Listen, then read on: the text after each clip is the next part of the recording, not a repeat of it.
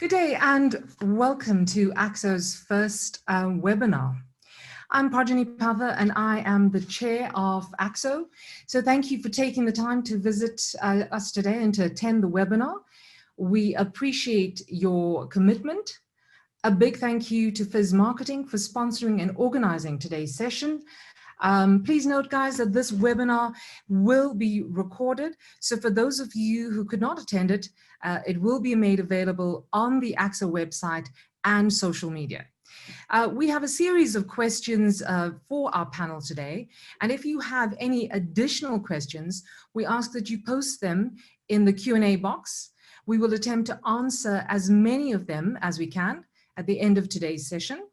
The questions we don't get to, our panelists will provide you with more feedback as soon as possible. So joining me today is a panel of leaders from our industry who will share their insights on the current crisis. First up, we have Carol Weaving, who's the founder of AXO, the Association of African Exhibition Organizers. She's also the managing director of Reed Exhibitions Africa. Reed runs a portfolio of business-to-business and business-to-consumer shows in South Africa, in tourism, creative industries, business and technology, lifestyle, design and retail, and pop culture, as well as managing the Ticket Pro Dome. Now, Reed Exhibitions globally run over 500 events in 42 countries in 40 industry sectors. Also joining us is Devi-Paulsen, Abbott, of Vice President of DMG Events. Welcome, Devi. Now, Devi and DMG Events, they have 11 global offices. Her career in media and events spans 20 years. Devi was instrumental in the acquisition of Spintelligent by Clarion Events. And 5 years after co-founding Hypenica, she spearheaded the sale of its transport and built environment portfolios to DMG Events. DMG currently hosts 16 events annually in South Africa across mining, construction, transport, food, trade, hospitality, and coatings. And lastly, the thorn amongst the roses today is Gary Corin, Managing Director of Specialized Exhibitions. Now, Gary started at Specialized in 1996. Specialized hosts 8 to 10 shows annually in South Africa across mining, industrial, packaging, security, building, and hospitality. They also run events in Botswana and Zambia, and a newly launched event in Ghana. So congratulations for that. Besides his passion for marketing and exhibitions, Gary loves sport. Interestingly, in the last few days, Gary's managing to get 10 kilometers between 6 and 9 as he tries to jog around his house. So well done on that, Gary. We hope you continue. Now, ladies and gentlemen, the question on all our minds is, where do we stand as an industry?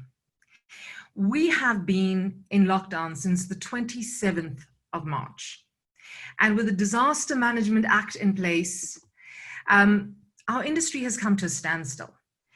Even more disheartening, obviously, is the lack of any mention of organized exhibitions and events on any level of lockdown. Now, despite the gloom and doom, we know that our industry is key to the current crisis as we can fast track all industry sectors, the economies of all industry sectors.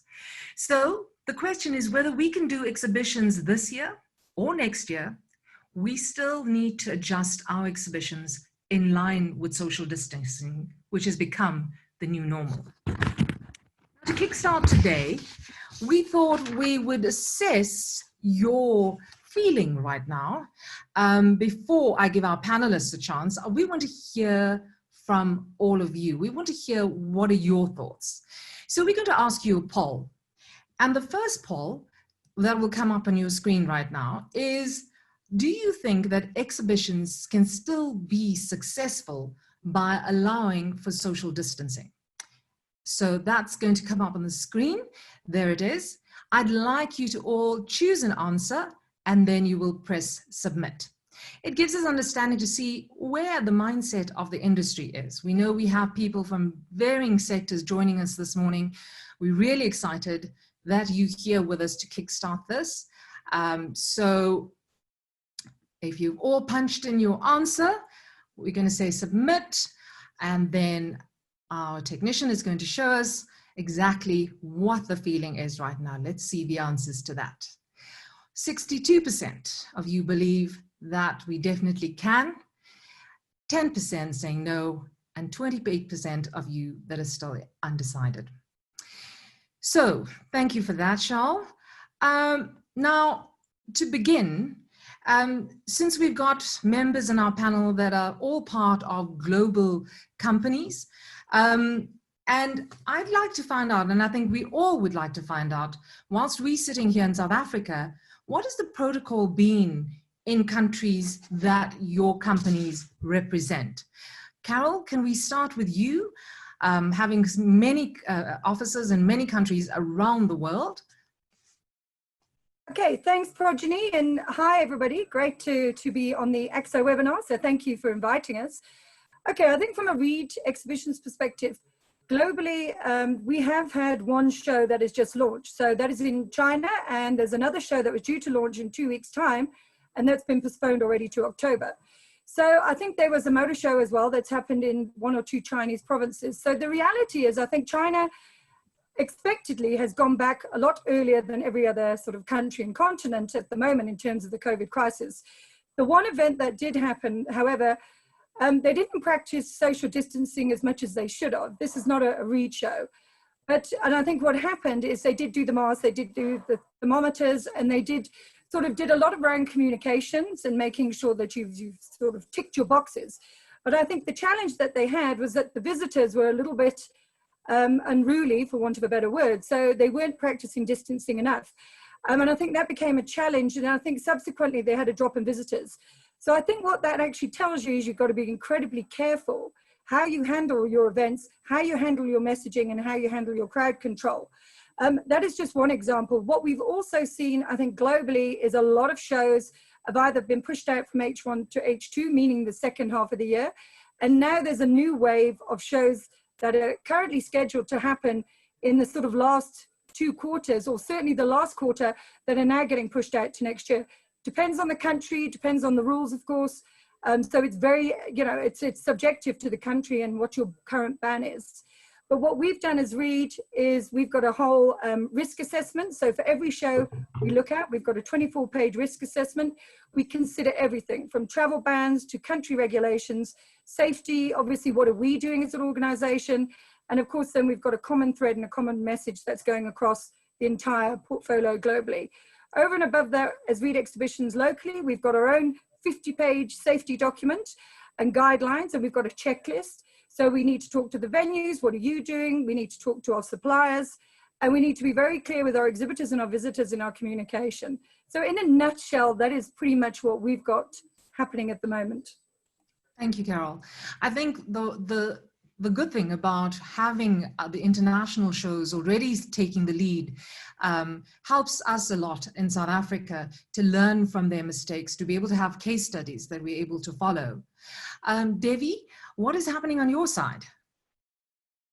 Hi, good morning, everybody.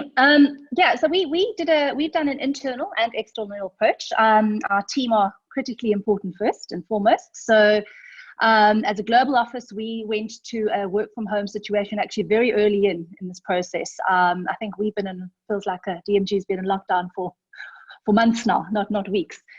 And we wanted to ensure that our teams were safe and secure before we even considered the business impact. From the business perspective, we've taken a very similar approach. We've assessed safety, security, globally.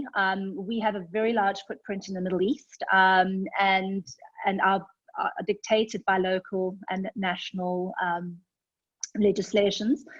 I think what's also been really important is as a global team, we've really connected. Every week we have a check-in with 11 of our offices, sharing experiences, looking at opportunities, brainstorming. Because I think as a whole, we're going to be able to address these opportunities better than as a single entity. And then just from a personal perspective, I think what this has really done for me is really kind of, as I kind of take some cognizance of where we're at, you know, I really believed that I was in a situation where I could plan for most things. And I think COVID has taken me out of that comfort zone. I've not been able to, you know, this has been totally out of our hands. I think no business school could teach you how to plan for a situation like this. So yeah, I mean, the element of unpredictability that COVID has brought into our industry and into our business has been really interesting and a great learning. Absolutely.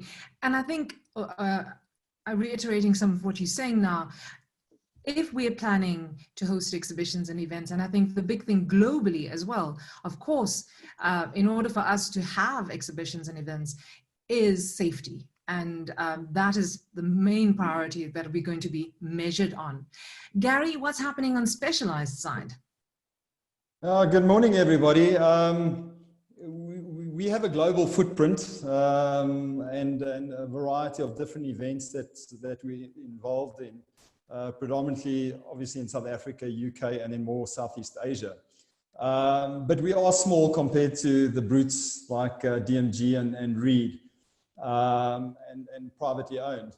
And in keeping with that theme, myself and two colleagues thought we'd get really close to the whole COVID-19 thing, and we managed to contract the virus ourselves. But that was a while ago on a trip from Ghana. In terms of the Progeny, the specific question around, you know, some of the protocols and how we've handled it as an international group. Firstly, a number of our shows have been either postponed. I know on the art side, most of the art fairs that were scheduled for this year have actually been cancelled outright. So that's just in terms of actions taken with various governments and in various markets and various countries. That being said, in terms of our internal communications, not dissimilar to the approach that both Reed and DMG have taken, we moved all of our staff onto remote platforms. We use various IT platforms like Zoom that we're using now. We use MS Teams. We've even managed to move our switchboard onto an app-based online activation. So, you know, we've all been forced to move into that space quite quickly and to adopt, you know, the technology that is available to ensure that we communicate. So, you know, it's interesting just tracking our experience along very closely with the UK. We're slightly behind their experience and their lockdown procedures that they've got in place. And interesting enough, some of ours are actually quite a lot tougher than what they've experienced. But it is a unique position to be in, having gone through all of this on a global scale. And it doesn't matter whether it's our offices in India, from the art perspective, the UK or Johannesburg, we all have been under lockdown and all facing the same challenges. So, yeah, kudos to you and to AXO for putting this session together this morning. Thank you, Gary. Thank you. And that's it exactly. I mean, we take international protocol into consideration. But as Gary mentioned as well, I mean, we were all thrown into it immediately, and we've all been forced first to act within our teams and to keep us safe as teams first. To act within our own organizations and to make sure that safety is first a priority there first. And immediately we've all managed to work from home. Not everybody obviously can do that. But it's interesting to see the sentiment in South Africa. I mean, we've all been through lockdown and it's been quite traumatic and created a lot of anxiety for many people. Now, my question is, you've been around, you've spoken to your teams, you're speaking to your international officers. What can we do locally to make visitors feel more comfortable to attend our exhibitions, if we're allowed to have exhibitions? And we know government's talking about social distancing, but what comes to mind when you think about, you know, your visitors understand the different markets, the industries that you're targeting. What are some of the things that comes to mind? I mean, it could be endless. And I know that our audience probably has a whole lot to say as well. And maybe you can pop that on the chat box as well. It'd be interesting to take note of what you're thinking. Carol, what do you think? Yeah, I think Projeni, first of all, you've got to understand what sort of market or what event we're specifically talking about. And obviously we cover a lot of different industries. So you're going to get a lot of different feedback from those varying industries. For instance, if it's a consumer show and it's small business, they're probably eager to get back to participating in a show, for instance, because they need it to keep their business alive and they need it to obviously start kickstarting the economy. But then you may have a big multinational that is saying, well, there's a travel ban in place. We can't let anybody travel until the end of the year. So you're going to have varying degrees of what they honestly believe is safe from their own company's perspective. So I think what we mustn't be scared of is to talk to our exhibitors, talk to our visitors, do surveys, keep those conversations going, because until you genuinely know what they want and how they're feeling, the worst thing we could do is actually run a show that was supposed to be in March, run it in October, and then we don't get enough exhibitors. Or worse, you get a lot of exhibitors and you don't get enough visitors. You won't do yourselves any favor. It'll be a reputational issue for your company. And then, of course, if you only get your 30–40% of the scheduled visitors, that's going to be a problem. Some visitors, I mean, we've seen the malls open under level 4. I mean, people are going crazy. On the other hand, even though we're on level 4, some people have not left their homes. It's such a personal thing, whether they feel safe. And I think, you know, your trade exhibitors and your B2B shows probably a better place in terms of, you know, being a little bit more responsible, where the consumers, you know, they want a day out, they want a bit of an experience, they want to have a bit of fun, for heaven's sake, because they've been locked up for so long. So I think it really, really does depend where you're at. But the one thing I think we need to be a little bit realistic about in South Africa, because that's what we're talking about right now, and how does it affect the local industry, is we've got the Disaster Act on the 25th of May. That is the day that they need to tell us. It's 21 days before the 15th of June. They need to tell us on the 25th of May, is there going to be a further extension on this ban of public gatherings, which is where we currently sit. And at the end of the day, you know, it doesn't matter. You could talk to a million people and a lot of people have got different opinions. But if you do talk to some of the government officials, it looks inevitable, I believe, that we're going to be locked down until mid-September. And when I say lockdown, I don't mean lockdown level 5, level 4. I'm talking about the ban on public gatherings and events. I think could be in play till middle of September. So I think what we have to do as an industry is actually ask ourselves, what does that mean? If we try and push all of our shows then into October, November, December, there's going to be a cluster. There's going to be too many events happening during that period. And I think that's going to be problematic, because then everybody's fighting over this sort of a similar visitor potentially. But if that happens, we've really got to look at what can we do as an industry. Absolutely. Now, Gary, how do you feel about the question? If we had to, I had to ask you, what is the difference? Can we prove to the South African consumer, the South African businesses and South African government that there's an absolute difference between a mass gathering and an organized gathering? Because you all have to agree that we have organized gatherings, right? Projeni, interesting question. I see the Germans have just managed to actually get that right. They published an article today. But bear in mind that the German economy was largely built around exhibitions and the massive messes just after World War II. And they've done a really good job in managing the whole COVID-19 exercise as well. And what they've managed to do is get government to acknowledge that there is a difference between a mass gathering and a business-to-business type environment where people are pre-vetted, where you have easier and better controls and protocols in place in terms of managing people and some of the health issues around the COVID-19 thing. So I think it's possible, and I know that AXO are looking at that, the AEO are looking at that in the UK as well. But, and Carol, you may well be right in terms of timing. We won't know that until the government makes its decision. It is interesting that the Chinese have started opening, and they've already had 1 or 2 shows, as you also indicated. I read an interesting an article, an online article, go figure. I mean, publishing is also under the cosh in this kind of environment, but from Harvard Business Review. And it talks about the psychology of effective leadership in crisis time. And it's a little left field, which is why it appealed to me. They talk about, not about leadership in the context of vision, but they talk about it as a more obscure, there's an aspect of leadership that talks about holding. And they unpack it a little bit, and they talk about being able to give people in the crisis a sense of comfort, a sense of trying to understand what's actually happening around us, and then being able to lead from there. So almost a reactive type approach to a situation that is so volatile and so unfamiliar and so unique. And I think those principles, whether we're having events in October, November, or December, or starting again in the first quarter of next year, as organizers, we tend to lead. We conceptualize an event, we put it together. Obviously, we can't do it without our partners.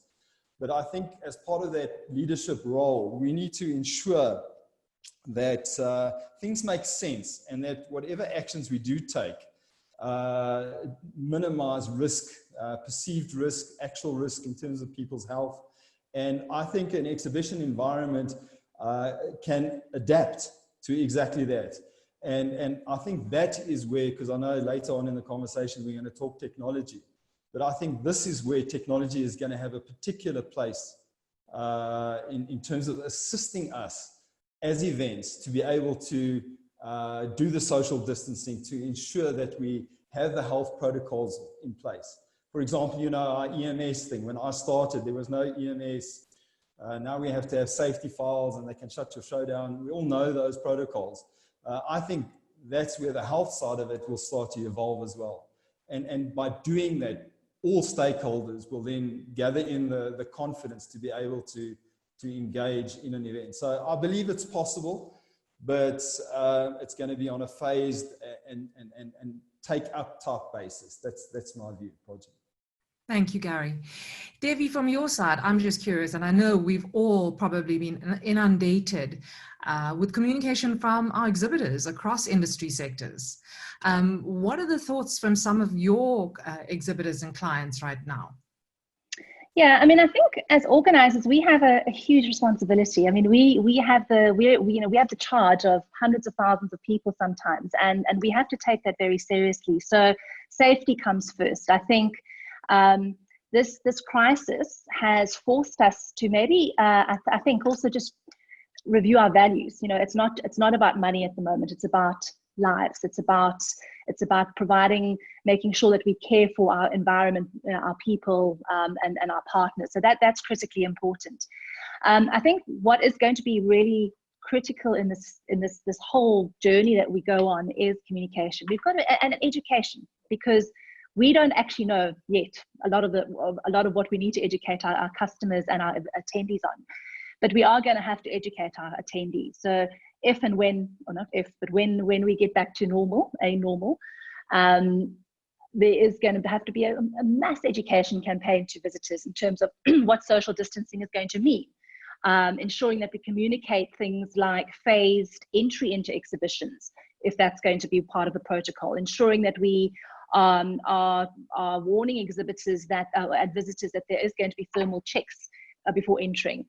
I think there's also got to be quite a lot of respect and provision for cultural and religious norms at shows, because we are a very, very multicultural society in South Africa. So we're going to have to take that into consideration. And I think before anybody rushes back to a show or rushes back to hosting a show, I mean, I think I will always ask myself the question, I'll ask my team to ask themselves the question, and I hope we all as an industry ask ourselves this question, is would we be comfortable sending our mother, our daughter, our father, our child to that show in the current environment? Currently, we don't know, but I think that is going to be critical. Well, that's wonderful.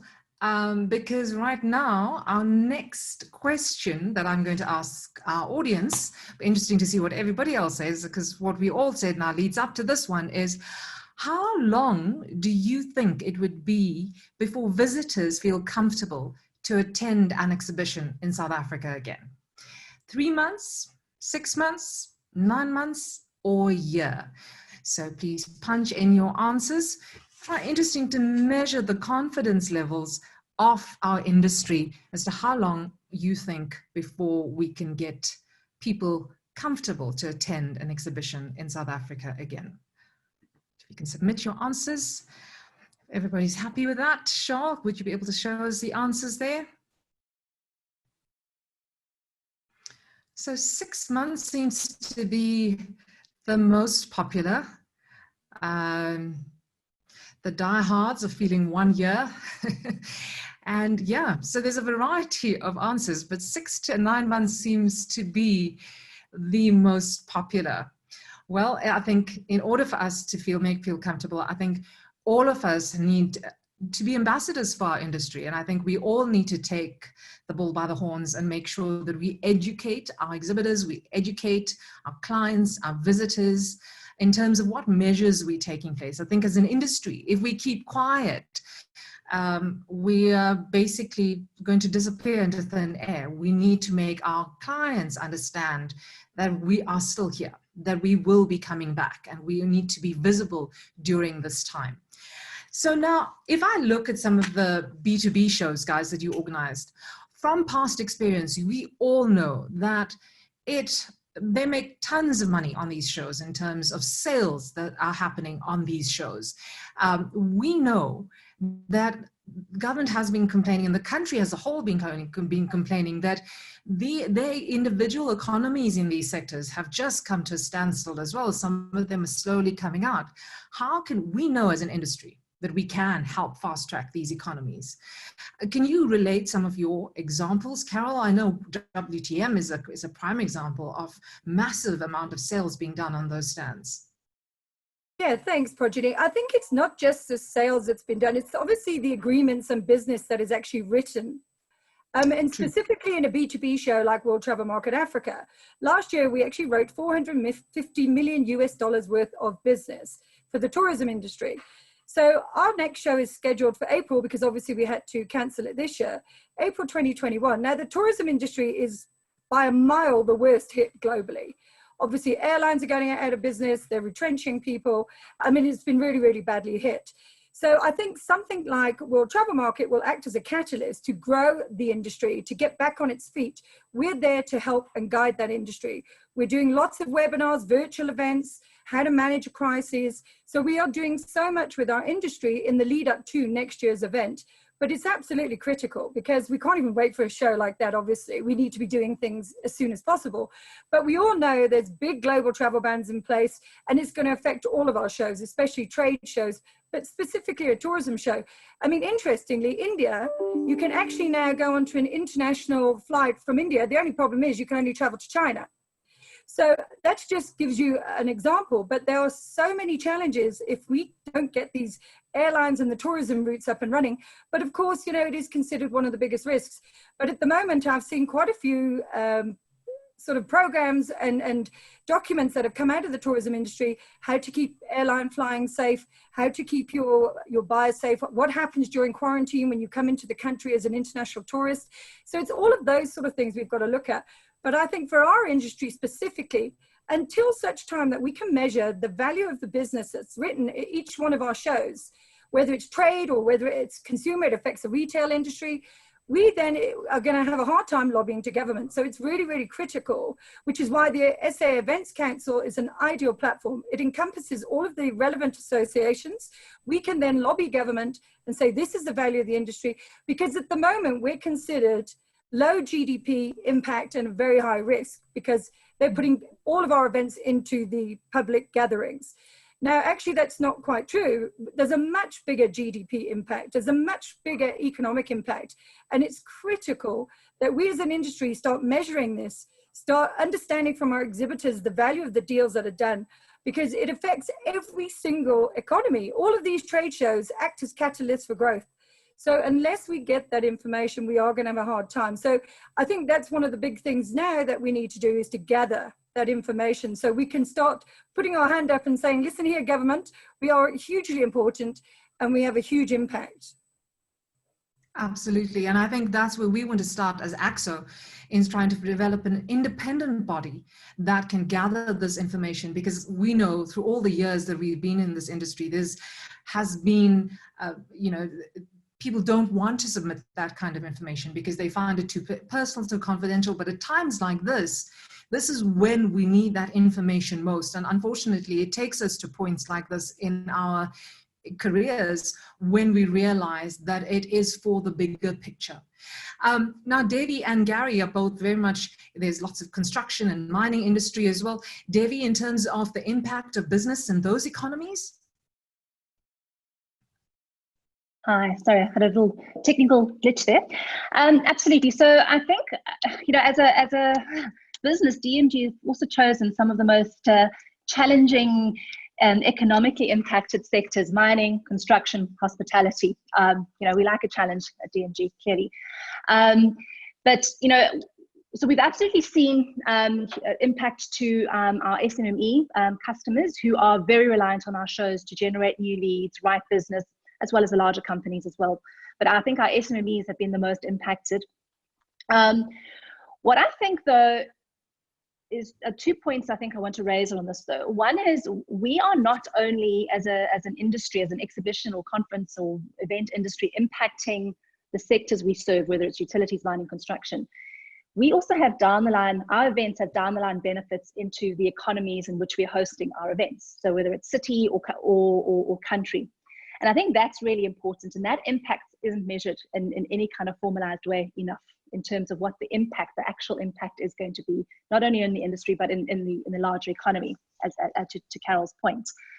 I think the other really critical point is that an event is always perceived as to be a moment in time. It's 3 days, 6 days, but it's not. And all of us responsible event organizers know that our engagement with our customers is 365 days a year, because that event runs pre, during, and post as well. So our customers are utilizing those platforms pre and post specifically. And we always say that that's where the most impact is going to come, is from that pre and post event marketing. And that is not completely unmeasured at the moment. And I think we need to be a lot more formalized in that approach, in terms of measuring how we are contributing to a marketing mix for a customer. And I think as responsible organizers, we need to ensure that we are driving that year-long marketing around our shows as well. So we don't just take it in a moment in time in a fixed venue, but it is an online, and it's an ongoing process. And I think this digital explosion that's happening around us at the moment is possibly putting that into more context for us. And I think we're realizing a lot more how much impact we have on our customers. Absolutely. Now, Gary, as you've been a marketing guru in our industry for many, many years, maybe I can ask you that question. This all leads back down to, we're going to be changing our exhibitions in line with social distancing. There's a lot that we have to do in order to get our exhibitions up in order so that we can be out there again.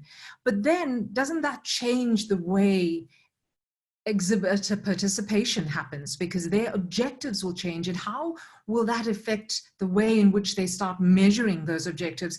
Because we need to change the game plan for them to show return on investment, I suppose.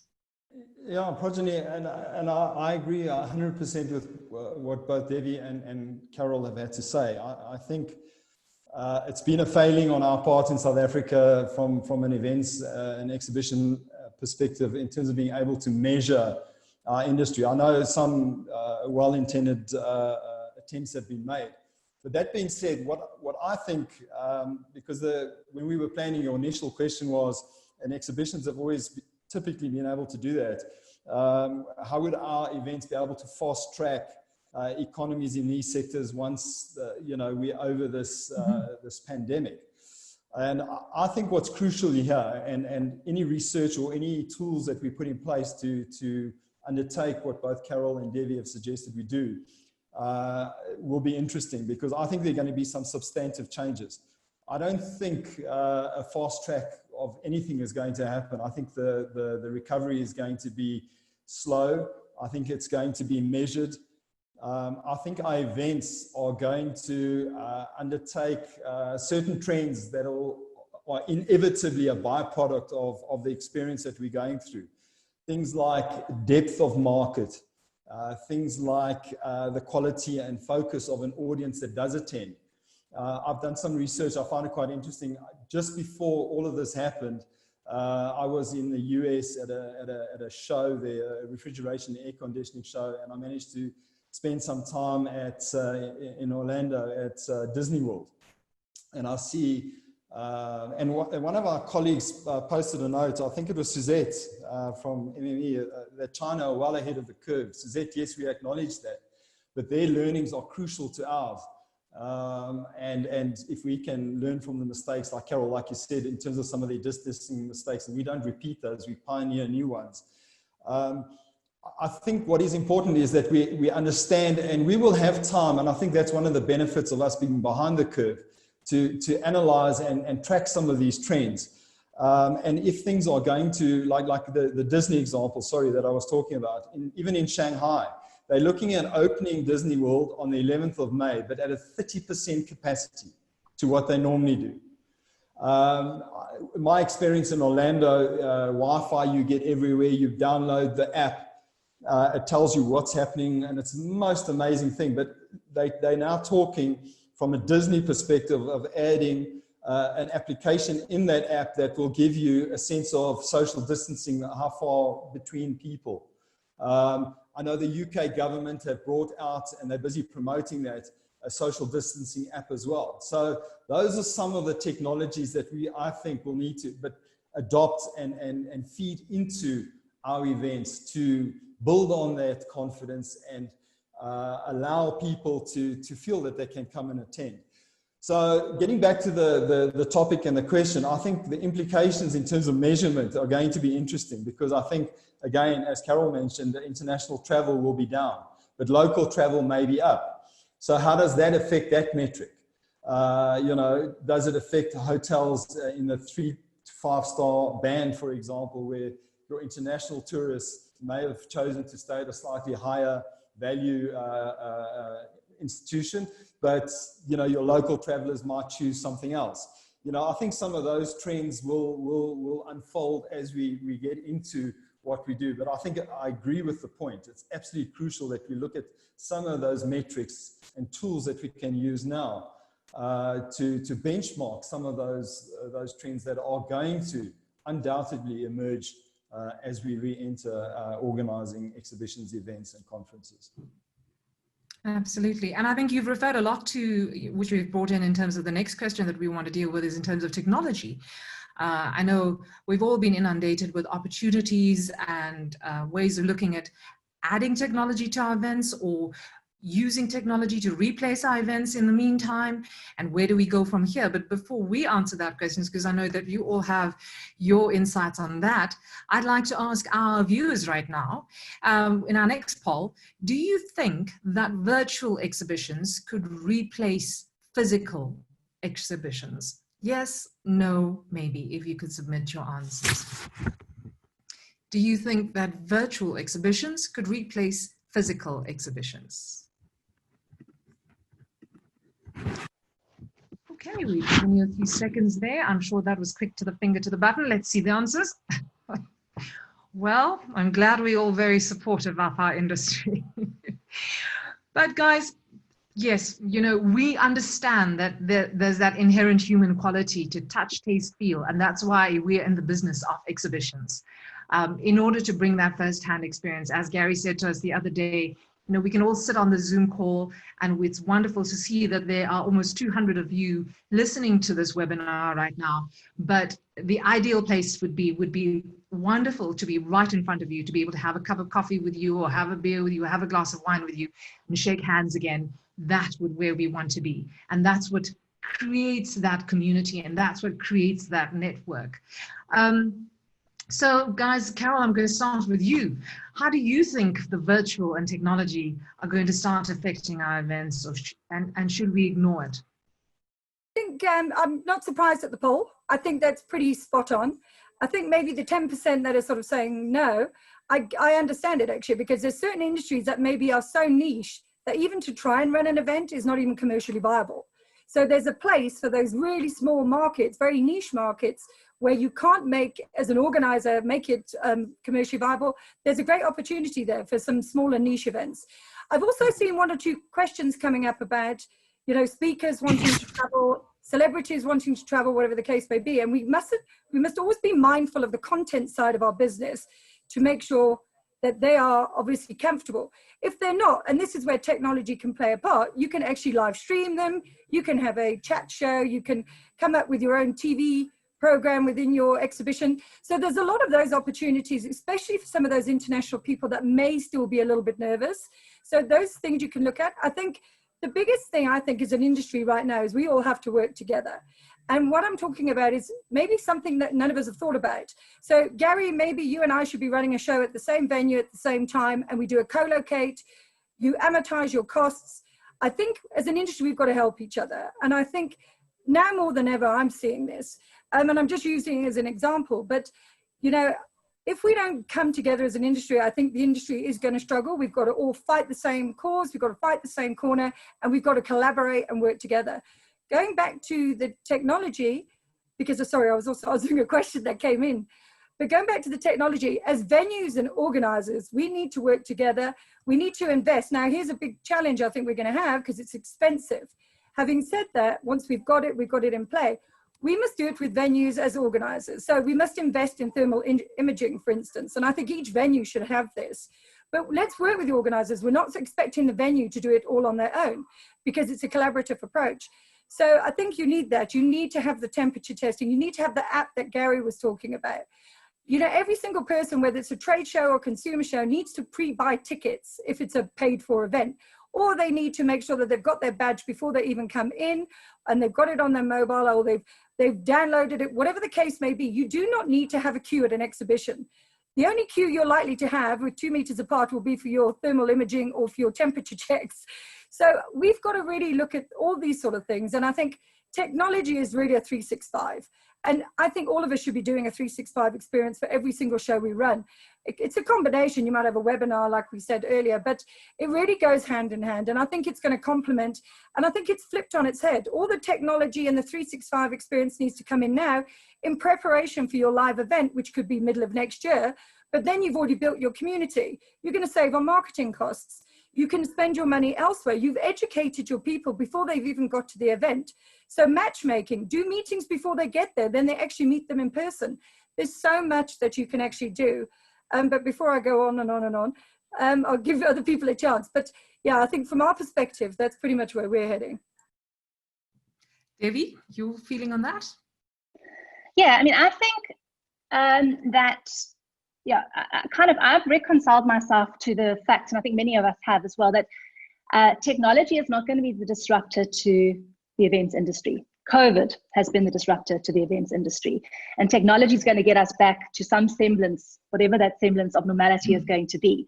I'm actually pretty excited about the technology opportunities. I think that as an industry, we've actually been quite slow adopters, considering how dynamic and how good we are at adapting. As a sector, I think that we are quite slow at adopting technology. I think there's still very much, very old school ways of approaching putting an event together. So, the things that I foresee, as Carol said, no more lines. Why should anybody ever have to stand in a line unless they're waiting for the doors to open?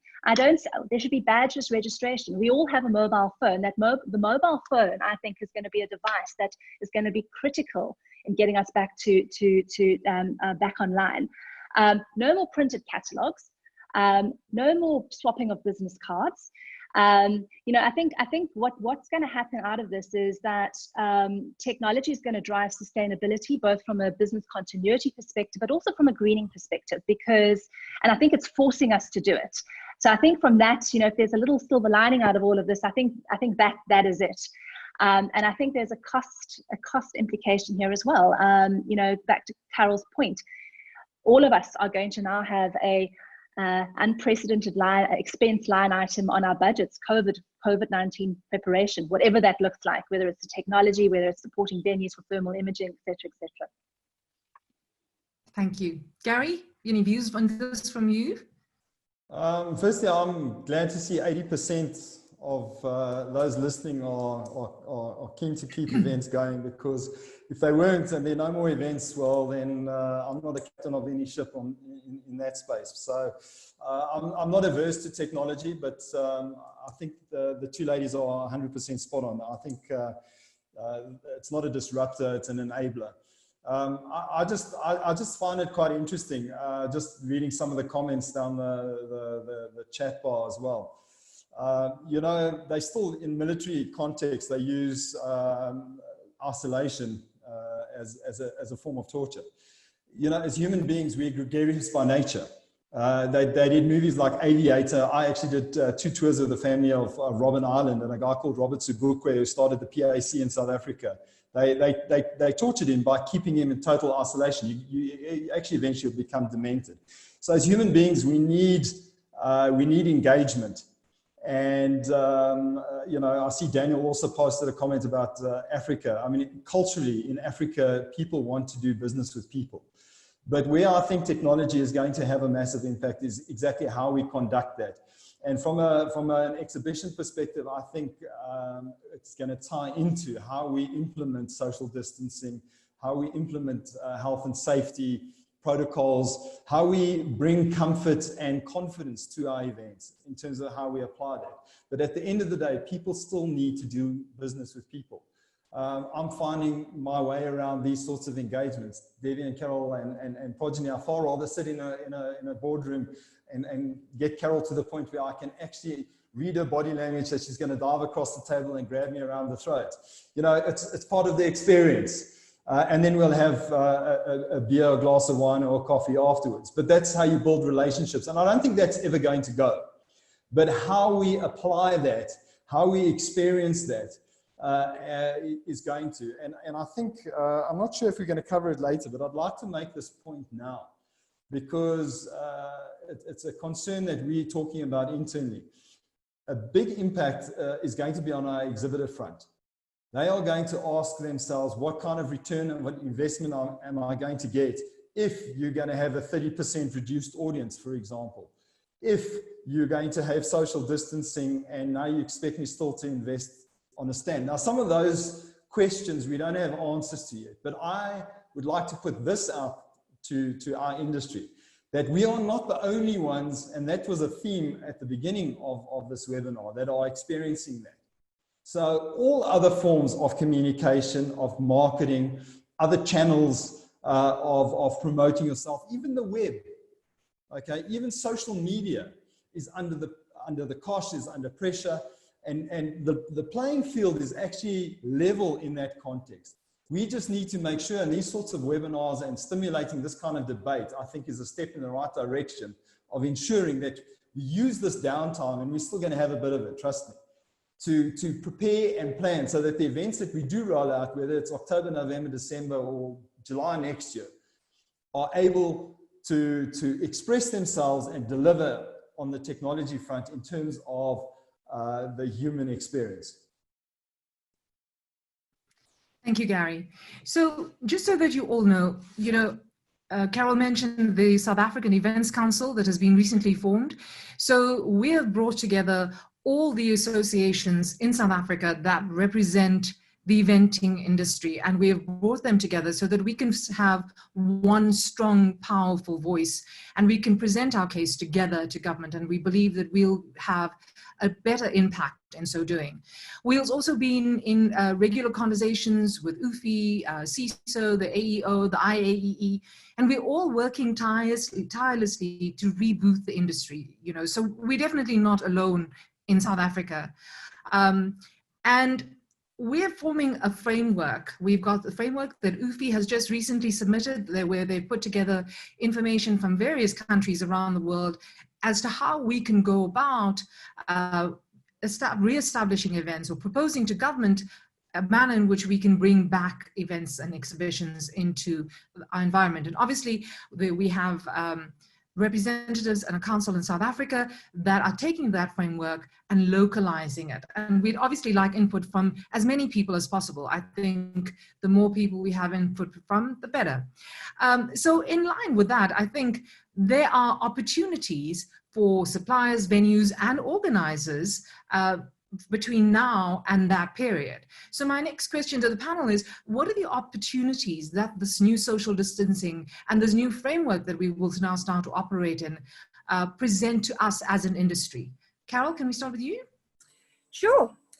Obviously, in our immediate industry, the exhibition industry, conferences, events, whatever the case may be, obviously there's supplying the equipment, the technology. I think there's a lot of opportunities, but my advice would be, because it's still very limited, and in my opinion, I'm not convinced we're going to have many events this year at all, if any. So in my mind, we're really looking forward to 2021. All that being said, there is a real need now for corporates. So where your exhibitors, for instance, you were building a stand, I would see an opportunity to look at their branding and get them office ready, because every single office company, when you do go back to work, as soon as we're allowed to go back to work, of course, then there's an opportunity to actually put a plan together for all of your exhibitors and your corporates. And I think that's a great opportunity. You know, there's also an opportunity for consultants. So go online, get yourself a new qualification, do something different, do some training, become a consultant on safety to an exhibitor or to a corporate company.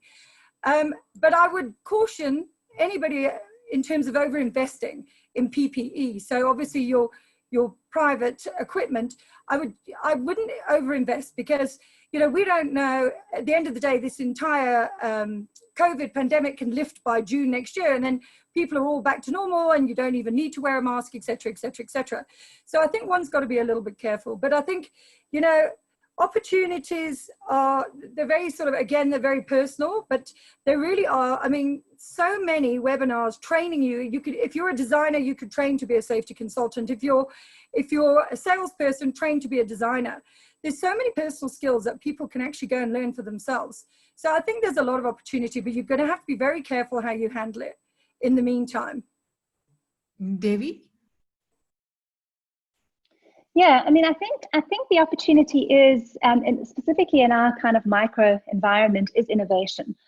You know, I think that you know, there's a great saying that in the Chinese language, the word crisis has two meanings. It means danger and it means opportunity. And I think it really depends on which path you're going to go. And I'm hoping the phenomenal people on this webinar are going to really take on this challenge and look at some of the innovation that we as an industry can fast track. So I see things like even the infrastructure of building an exhibition. We are, especially in our early days of when we go back to normal, we are going to have to reduce the number of people in a venue at any given time. That means our build up and our strike time is going to be limited. So we're going to have to look at faster, quicker ways in which we can build our exhibitions. Faster way, we're going to have to look at new alternatives to carpeting, faster ways of putting flooring in place. We're going to have to look at technologies that will allow us to assess the risk of our visitors and our attendees, and how we communicate and how we work around that, how we trace our movements of our visitors and our attendees at and pre and post show. I think there's a great opportunity for working with venues in terms of HVAC, looking at germicidal air purifiers. Many of you probably know that Brussels Expo claimed to be the first COVID-friendly venue in the world through the use of their purifiers that they've installed in all of their facilities. As I spoke about earlier, devices I think are going to be critical at all shows. So the opportunity is around broadband access to Wi-Fi. That's not going to, it's becoming it is a utility in our life now. We need it. So paying exorbitant costs for data is going to have to, there's going to have to be a pivot around that. How we charge those devices is also going to be critically important. So when the opportunity is for thinking about our design of our exhibition, our design of our venue, ensuring that we can charge devices quickly and efficiently. And then I suppose a kind of left field question I have is around this big drive for single-use plastic. We were, up until a few months ago, everybody was on the bandwagon of not, single-use plastic, and suddenly that seems to have disappeared. And I just see everything now covered in plastic. But let's face it, single-use plastic is taboo. And I think there's an opportunity to innovate around that in terms of presenting food, in terms of packaging, keeping things safe and healthy. So yeah, I think the opportunity is going to be innovation in everything that we do as a sector. So Gary, a question rounding up what both Carol and Devi has said as well. Obviously, there is opportunity, we know that, and we'll have to look at how we social distance, what we need to implement in our exhibitions. But then, and some of the questions that have come through as you will see as well, obviously, all of this innovation will increase the cost to an organizer. And how do we find that level ground, that middle point where, you know, we're looking at reduced number of visitors, increased costs to implement social distancing with new innovation in place? How do you think, where do we find that balance? Projeni, again, I agree with what both Devi and Carol have said. But, you know, life is an absolute paradox. And I find it quite interesting. You know, I was just reading an article that today, actually, that the global economy is tanking worse than it did after or during the First World War, which incidentally coincided with the Spanish flu. And the commentators were having a look at why is that. So why do I even mention that as an opening comment to the answer of that question? I think there is going to be opportunity, but a colleague of mine sent me an interesting Gibbs webinar that was over WhatsApp. It shows you how technology integrates. But the commentator was talking about research that's been done in terms of where they think people's priorities are going to be coming out of this. And what is very interesting, they used Maslow's hierarchy of needs, which is an old model. It goes back to 1958, I think. But again, how this great level of a pandemic has taken us back to basics. But what the authors of that particular study are suggesting is that Maslow's hierarchy is going to be inverted. So, you know, the economy that we've just come out of, where we are a globalized society, there are no borders, we can get overnight from one continent to another. All of that is going to initially at least be replaced by our desire to feel safe, to want to be secure in our environments. And they're finding even in China, which is leading again in terms of some of these trends, you know, billionaires are not that worried all of a sudden about buying penthouses overlooking Shanghai. And I think even in that space, you know, it will bounce back, luxury goods and things like that. But people will be more circumspect about how they consume. And if you're going to buy that penthouse overlooking Shanghai, you'll typically, instead of just saying, I do it because I can and it's wonderful and it's a great experience, they will ask themselves, well, if we were to experience another pandemic of this nature, what kind of value could I get out of it? How would it make me be or feel secure or safe in my standing in terms of where I'm at? And I think those practicalities are going to drive how we implement our technology, how we embrace the technology. So I agree with what you said, Devi, and I see some of our comments have supported that as well. COVID-19 has been the disruptor. Technology is an enabler, it always has been, otherwise I don't think we'd be having this conversation in terms of events and exhibitions. But we are going to need to quite quickly adopt that technology and use it to make people feel safe, make them feel secure, allow them to socialize, which is the third level of Maslow's hierarchy, but in a safe, secure environment. And if we are able to do that and to prove to people through the experience that they have that is possible, whether we are an exhibitor, whether we are a supplier, so, you know, it actually doesn't matter. That's where the opportunities are going to present themselves. So I agree with what you were saying, Devi, how quickly, how effectively, but how safely can we put together an event? And how quickly and safely can we take it down? And how is that going to facilitate the experience? Because people will want an experience. They're nearly, I believe, something like over 200 of us on a call like this today. It's an experience, different for me, but it's an experience and we strive for that. So those are going to be, and those are questions, they're not answers, but those questions as organizers of events, we are going to quite quickly need to answer if we're going to sustain ourselves going into the future. Thank you, Gary. Look, that's all we have time for today. I know we can go on for a very, very long time, I think, but this is just the start of a discussion. To all of you that have joined us today, this is the start of a discussion that we need to continue having in order to support each other to get through this time. You know, I saw a quote from Jack Ma from Alibaba who said the other day that this year is all about sustainability as a business. You know, keep the dreams and the vision of what you would like to do and where you want to be in the future aside for now. You don't need to put it away completely. It'll always be there. But right now, we need to focus on sustainability, on sustaining ourselves as a business, as organizations, and as an industry. And only together we can be more powerful. So I'd like to say a very, very big thank you to Devi and Carol and Gary for your insights today. And thank you all once again for taking the time out to attend today's webinar, sponsored and organized by Fizz Marketing. Thank you very much. Remember, this session was recorded and we will be made available on our AXO website and social media. We really, really look forward to your feedback and suggestions for future content you would like us to address.